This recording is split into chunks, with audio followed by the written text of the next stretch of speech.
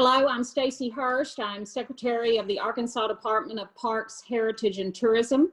And we're very excited to be here today to talk about a project that we've been working on for some time to review the economic impact of our historic preservation efforts within the state of Arkansas. And I am delighted to be joined today. We're excited to have Donovan Rypkema here of PlaceEconomics. They were the consulting firm that we hired to help us with this survey, and Donovan is a well-known name in historic preservation economic impact circles, and we were delighted that he was able to help us with this study. I'm also happy to have Jimmy Bryant, the Director of the Division of Arkansas Heritage, and Scott Kaufman, who is the Director of the Arkansas Historic Preservation Program. So this study has been, we've wanted to do this for many years. We were finally able to get approval to move forward with it, and it has taken many months to gather the data, of course, but with COVID-19, we've been a little delayed in releasing this information. So we're all very excited that we're here today and can share this information more broadly. So I'd like to throw it over at this point to Mr. Jimmy Bryant, who is the Division Director for Arkansas Heritage. Thank you, Secretary Hurst. And basically, I'm just going to echo your comments. Donovan, thanks to you and your team for doing such a superb job of creating an excellent and informative report. To me, this report illustrates more than anything that historic preservation can have a tremendous impact and revitalize communities throughout the state of Arkansas. Our Main Street program is successful, and we knew it was successful, but we didn't know how successful it was until you created this report. And we really appreciate the work that you put into it. It's a great report. It's aesthetically pleasing, it's nice to look at, and it's full of great information. So we want to thank you and your staff for doing a superb job. Yes, and I agree. It's a very user-friendly report. It's easy to look at, and a large variety of folks can pick it up and immediately go right to really helpful information. So again, it's just, we really want to thank you for your efforts. It's a different world today than it was in the summer of 2019 when you were here. So, but it's a great report. And Donovan, I'll kick it over to you now. Okay. Well, thank you all for the very kind words. I mean, I'm kind of embarrassed. You're so nice to it, and my crew just loved working in Arkansas. And this was really one of the favorite studies that we've done for lots of reasons, but not the least of which is this: we've done lots of statewide studies of Main Street. We've done a handful of state tax credit programs, and we've done statewide studies on the impacts of historic preservation, but that included things that were outside the kind of role of the government. And this is the first time we've done one that was specifically about the programs the state of Arkansas is doing regarding historic preservation for the citizens. And that really broke into three broad categories: the grants programs of the state of Arkansas in preservation activities, the state tax credits for historic preservation, and of course the Main Street program. We have lots of factoids and numbers, and I encourage you all to get a look at the whole study, but I just selected a few of the factoids to give you a taste about the things that we learned. So I'll start, excuse me, I'll start with the grants program, and it's been around in Arkansas for almost 50 years, and Arkansas, again, was kind of the head of the pack recognizing that at the local level, there needed to be a little financial assistance for people to optimize what their historic resources were. So over that period, 2,400 grants, 170 towns and cities in Arkansas have received grants, including 74 of the 75 counties in Arkansas. A total of over $55 million been awarded over those years. And here's a kind of theme that applies to all of these, that almost half of that was used for rehabilitation, repair, and stabilization, meaning that these grant monies didn't have a one-time impact. In fact, they went into capital assets that have a long life, both for the people who are Arkansas citizens today and those who will be there in generations to come. One of our favorites of the grant programs was the Courthouse Grant Program. Again, 64 courthouses or the courthouse annexes have received money. Now, again, it's not huge amounts. The average grant award was $51,000, but it was enough. And these courthouses in courthouse towns, in county seats, are really a important role in these communities, and to have some money, nearly always leveraged with additional local funds to address the needs of those courthouses, really has been an effective program, all of which has been funded through the real property transfer tax. And I want to come back to that, but in case any of you have any questions about here, I'll stop and see if you want to comment or alternative view or question on that. Donovan, this is Stacy Hurst, and I'll just say that the Courthouse Grant Program and the resulting restorations across the state of Arkansas, I think has been one of the finest and most important programs that Arkansas Historic Preservation Program has endeavored to accomplish. And I hear that from county judges across the state, from legislators. And as you noted, these county courthouses are really gathering places. They're iconic buildings. And in Arkansas, I'm just so proud that we've been able to save so many of these historic structures and keep them in good use. Well, that's really right. And I think the other great story, and again, it flows through these three ways we look, but this really commendable action on the part of state government to recognize that with a little money, you can really help local governments, towns and counties. And this courthouse grant is a kind of perfect example of that. So the next broad area that we looked at was the Arkansas Historic Tax Credit. And again, an extraordinarily effective tool that the state of Arkansas has put in place to encourage private sector investment in heritage buildings. Since the tax credit's been in existence, over $21 million in tax credits have been awarded. 342 buildings have received the tax credits in 24 cities in Arkansas. But look at this one. That 21 million of state tax credits, in fact, spurred 224 million, more than 10 times as much, of private sector investment in heritage buildings in the state of Arkansas. And here's another one, particularly of concern in Arkansas. Our calculations show that the existence of this effective state tax credit increased the use of the federal tax credit by almost 60%. The two tax credit projects can be layered, so you can use both. But here's what that means. Every time a dollar of the federal tax credit is used in Arkansas, that is, by definition, a dollar that stayed in your state instead of coming to Washington. So it really keeps those dollars locally. Here's what we learned looking at the last decade or so of the state tax credit, is that in a typical year over the last decade, 175 direct jobs and another 133 indirect jobs have been a direct result of those tax credit projects. And that, of course, translates into paychecks.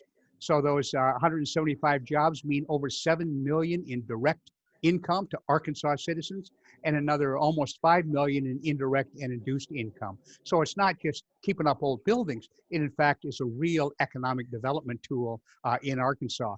And keep in mind that every time somebody invests $1 million in historic rehabilitation project in Arkansas, that $1 million spent on that project generates another $700,000 of economic activity beyond the boundaries, the four walls and the roof of that building. So it's really a stimulus activity. One of my favorite findings about the tax credit, however, is the size of the projects. we often see the headlines about the multi-million-dollar projects, and we're thrilled that those happen, and there's some wonderful ones. But 3/4 of the projects that use the state tax credit, in fact, were $500,000 or less. 60% of them less than $250,000. So this is, while it works on great big projects, it also works as kind of a mom and pop tax credit. So people at every scale are using this tax credit to save Arkansas's historic buildings. So I'll stop there to see if there's questions or comments. I'm just wondering about the geographic distribution of that. Did you all study that? We did, and in the report, there's a kind of map of shows that, and 24 different cities in the state of Arkansas. And we think about the big cities, we think about Hot Springs, we think about Little Rock, but in fact, cities and towns of every size all over the state have used the tax credits. And I'm glad you raised that question, because it's one of the kind of conclusions that I want to come back to in a minute. So the third area was Main Street. And here's what you need to understand from the very beginning.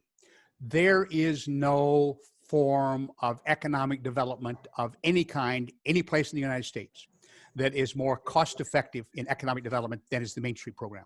And Arkansas for years has had one of the great state Main Street programs in the country. So over the life of the Main Street program in Arkansas, $337 million of capital investment, meaning in things with long lives. So that's buildings, both new construction and rehabilitation. That's facades, that's infrastructure, that's public improvements. 78% of that money came from the private sector. That the Main Street program over its life has created 3,900 net new jobs. Every Main Street manager has to report regularly. Here's the jobs, businesses that opened. Here's the ones that closed. Here's the new jobs. So this is, years, decades worth of records about this success story. Almost 1,200 net new businesses. And again, kind of recognizing that while there's some wonderful large cities in Arkansas, most of Arkansas is smaller towns. Well, almost half of the accredited Main Street programs are under 10,000 in population. So even small rural places are getting the benefit of this preservation-based economic development program. And again, we have one of these maps, Stacy, by the way, for all three of these, for the grants, for the Main Street programs with the tax credits. And you can see how dispersed these Main Street programs are really throughout the country. And here's just some of my favorite factoids of a bunch of them that we learned about Main Street. In the investment in buildings over the last 30 years or so. Again, $250 million of investment in buildings from the private sector, most of that in rehabilitation, and another $50 million or so of public sector investment. But Main Street works, and it's so cost effective is because human beings are spending a lot of their time devoted to their community, to the downtowns of their historic town. And you can see what this means. We track the Arkansas value of volunteer time over this whole period. $140 million worth of people's time has been devoted to maintain, to revitalize, to invigorate their historic downtowns. And then this last one is kind of a geeky one, so I have to take a minute to explain, but it's the measure of the businesses that open versus the businesses that close. So if we're in a town, 10 businesses opened and 10 closed, the ratio would be 1.1. Or if your town, there were 10 businesses closed, only 9 opened, the ratio would be 0.9. But over the long haul, you obviously have to have more businesses opening than closing, or you're going to have a declining economy. So here's the state of Arkansas. And the black horizontal line is 1.0, mean exactly the same number opened as closed. So here's what you can see is that most years over this 20-year period or so, there were more businesses opening than closing. You look at recession years in the late 2000s, and then again in the more recent times with the real estate crash, you had recessions, and so more businesses closed than opened. But that's kind of what the state of Arkansas looks like. So here is the United States, and the lines are largely parallel. In some years, Arkansas did a little better than the U.S. economy. Some years a little worse. But overall, the kind of pattern in Arkansas for businesses opening and closing was pretty parallel to what's happening in the country as a whole. Here, however, is what happened in Arkansas Main Street communities. Every single year over the life of the program, including at the depths of recessions. In fact, more businesses opened in Arkansas Main Street communities than closed. So this preservation-based economic development strategy, because of the support, because there's $140 million worth of people doing volunteer time, means that both for businesses opening and staying opened, even in tough times, is happening at a much greater rate in Arkansas Main Street communities than it is either in the state as a whole or in the country. So I'll stop there in case there's any questions or comments.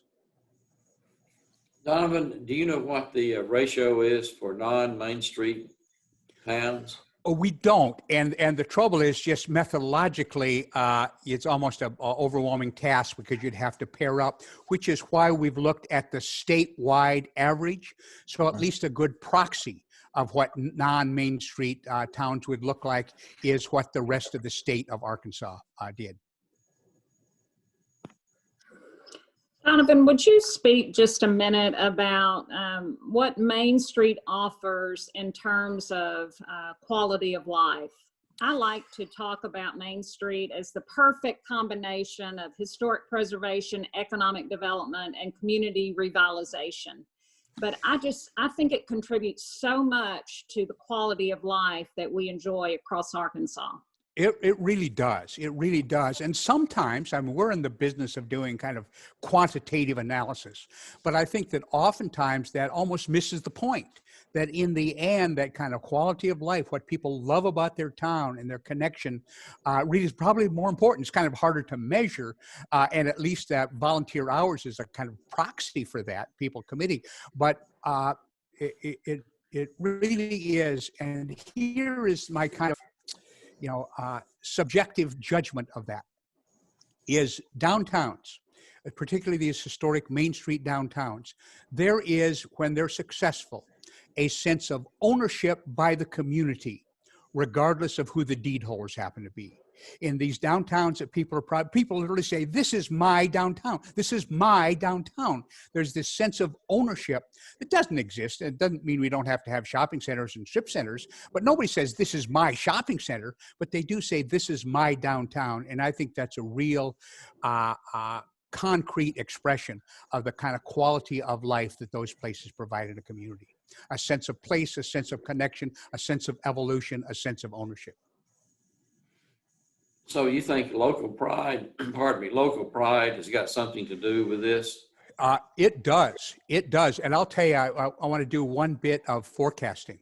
I think one of the outcomes of this pandemic, and it's not going to be true of everybody, but it's already it's true of some. And that is an escape from places that they see as high rise, high density. And they're going to, and when the other thing we've learned from the pandemic, in fact, you can work from any place. And there are some really high quality of life places in Arkansas that I think you're going to see people gathering there, and they might have come for some other reason, but they're going to stay and prosper because of the quality of those places.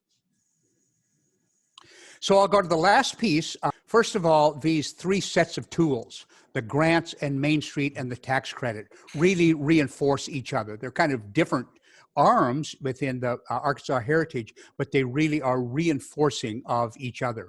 Second, and as Stacy's question earlier, all three have really great geographical distribution from the Delta to the northwest corner and everything in between.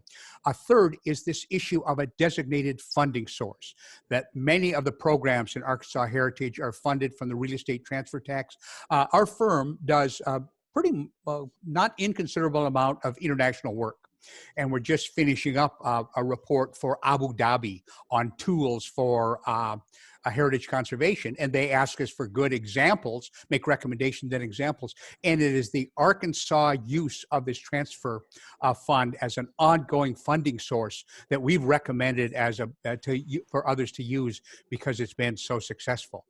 Then in the governor's introductory letter to this report, he talked about working together, and that really has been the case.